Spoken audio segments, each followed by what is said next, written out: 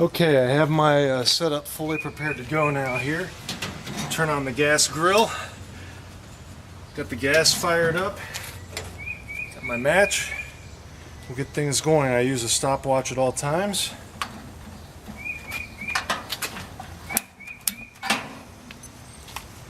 Flame. And here we go.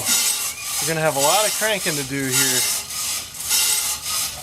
The first 5 minutes or so of the roast is going to be dedicated to just getting the temperature of the coffee up to full temperature, which, as I mentioned earlier, is about 550 to 575 degrees. It's not a perfect science with the setup I have. There is some cushion in terms of, as I control the burner, you know, it's not an immediate response on the environmental temperature. Now, if I wanted to get really professional with roasting, well, first of all, I wouldn't be using this setup.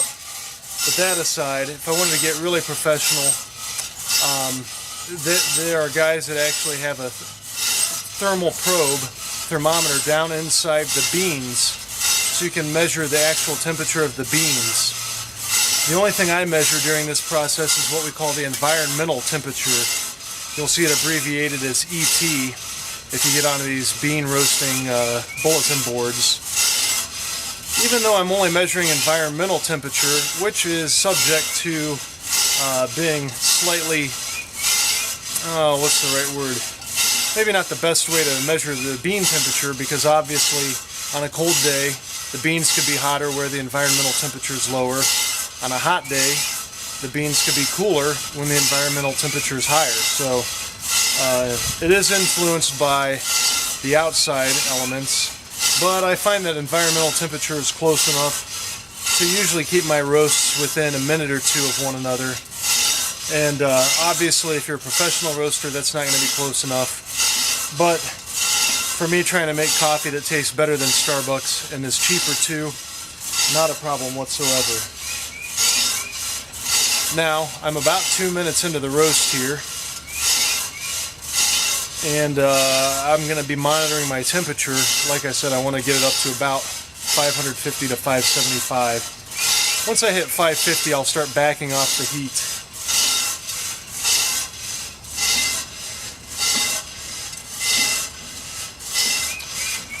We're at about 400 degrees environmental, so I'd say in about another minute and a half we'll be to where we want it.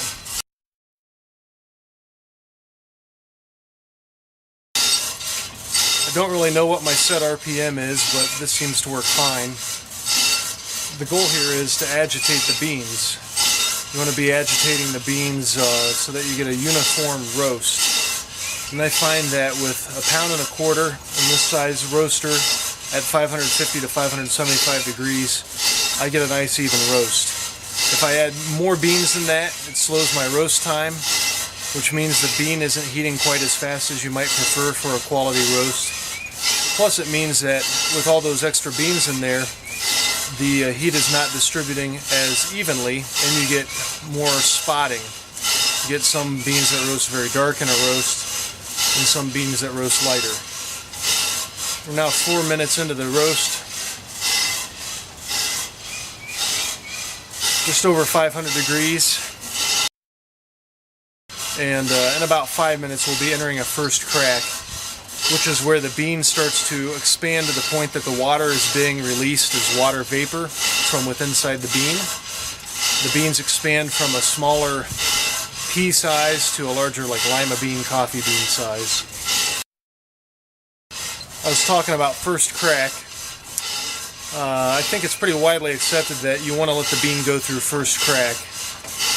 Anything prior to first crack, really the caramelization process has not occurred. The sugars within the coffee bean have not been transferred from glucose to caramel. And I'm sure there's a more scientific term for that. Okay, we just hit 550. Because it's a warm day, I'm going to take the heat down to low. The goal here is to sustain 550 degrees Fahrenheit for, like I said, another 5 minutes or so. Once the beans hit first crack, you'll start audibly hearing the beans popping inside.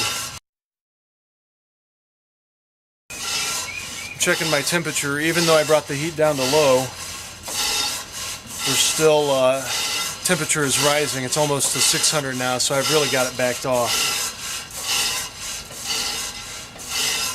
I try to control my temperature purely with the burner. I try not to use my vent through the ramping or heating process. I know with my burner, if I hit environmental temperatures, I know that that's pretty accurate. If I start using the vent to vent out the inside, I'm losing a lot of heat. There is delay. I can lose a lot of heat before the thermometer actually starts going down. And so I really don't like to vent as a source of controlling temperature.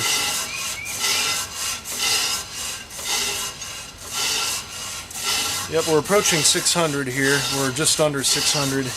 My heat is about as low as I can keep it without the burner blowing out, so that's where I want it for the remainder of the roast.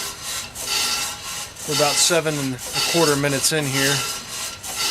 At about 9.5, 10 minutes is when the first crack's going to take place. Although I actually just heard a bean crack, so you're going to get some outliers. Some will crack early, some will crack later. But we're going to get what's called a rolling first crack at about the 10-minute mark.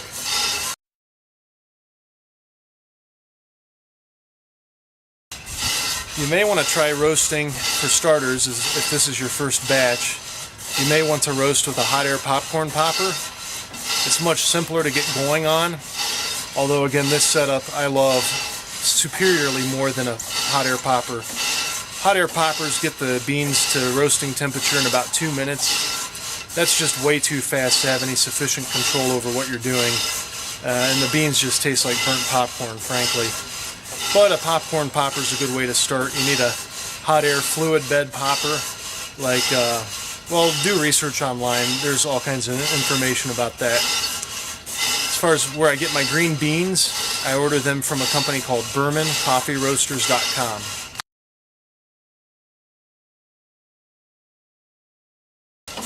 Now I'm really starting to use my nose here. I'm starting to get a lot of sweet coffee smells. I don't know how to describe it. It's kind of, the coffee when it starts out roasting, you'll get a grassy odor. As the coffee starts to warm up, the beans turn from green to yellow. Now I imagine they've gone from yellow to a nice tan. I heard another crack. It's 10 minutes, 19 seconds in. And once I hear no more than 2 seconds between cracks, I'm going to say that's the start of my rolling first crack.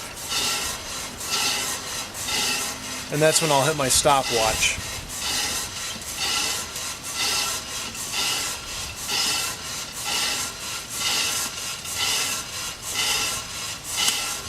There was one. There's another one.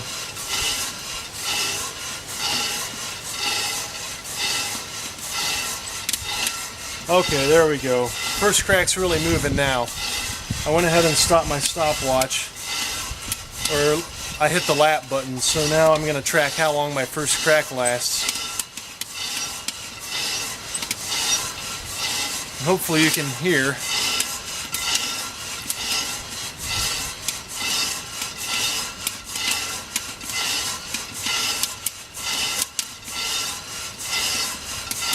We're getting a lot of cracking, we're getting a lot more smoke. The smell has gone from a grass smell to almost like a sweet smoke. The beans are caramelizing right now.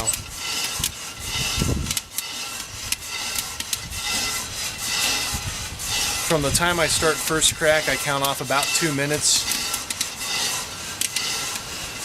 Temperature's still right on at 600. I'm going to keep it there.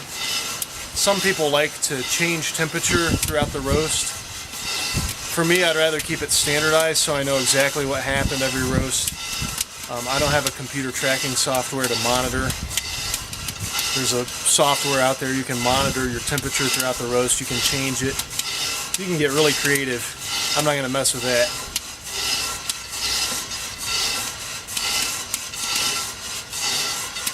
In about 30 more seconds, I'm going to say it's going to be about time to pull the beans.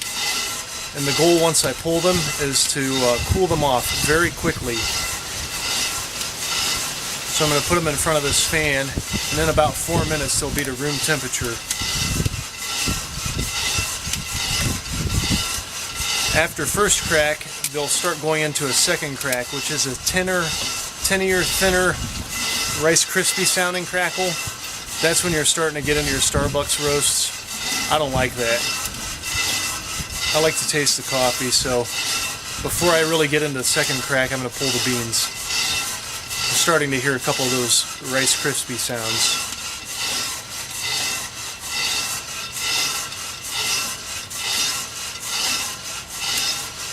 Alright, we're 2:15 in. I've killed the heat.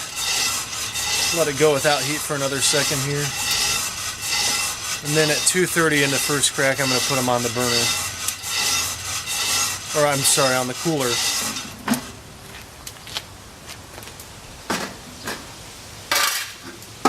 They look good.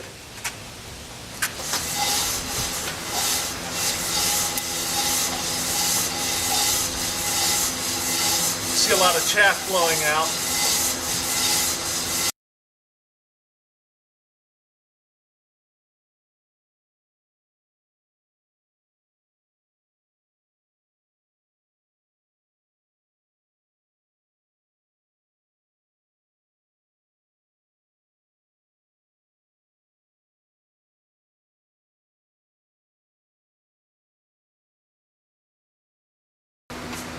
You'll see now, completely cool to the touch. These beans are done cooled off. Here, I'm going to open up the fruits of my labor and move the camera in for a close-up here.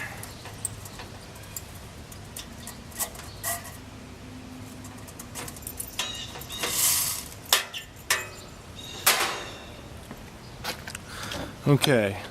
This is not your Starbucks roast, as I mentioned. That's not the goal of what I do. As you can see, that is a nice caramel, milk chocolatey brown. That's where I like to have my beans roasted to. So I hope you found this tutorial informative. It's something I really have been enjoying doing now for a number of years. I hope you find it in your heart to like, subscribe, comment, and share. Certainly hit me up if you have any questions. I'm more than happy to help people along. And certainly if you have any criticism, if there are things that you see that I can do better, I'm happy to hear about that too. Thanks and have a good day.